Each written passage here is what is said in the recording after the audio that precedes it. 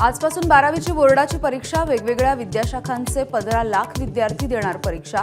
प्रशासनासमोर कॉपीमुक्त परीक्षेचं आव्हान.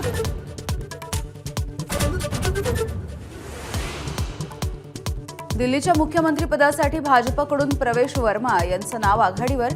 भाजप आणि संघाकडून नावावरती शिक्कामोर्तब झाल्याची सूत्रांची माहिती.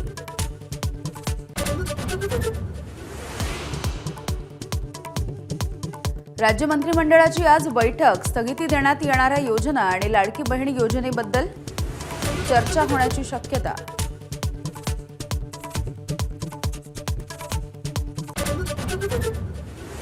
सरपंच संतोष देशमुखांची हत्या करून पळणाऱ्या आरोपींचं सीसीटीव्ही फुटेज समोर. हत्येच्या नंतर संध्याकाळी धाराशिवच्या वाशीमध्ये गाडी सोडून पळाले 6 आरोपी.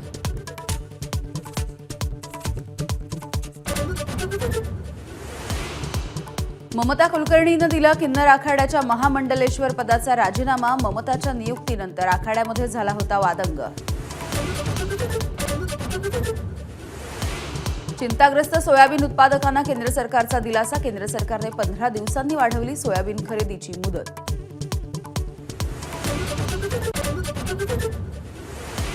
सोन्याने गाठला ऐतिहासिक उच्चांक. सोनं 88,200 रुपये प्रति तोळा.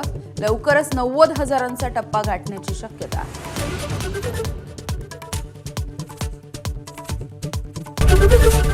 एबीपी माझा, उघडा डोळे बघा नीट.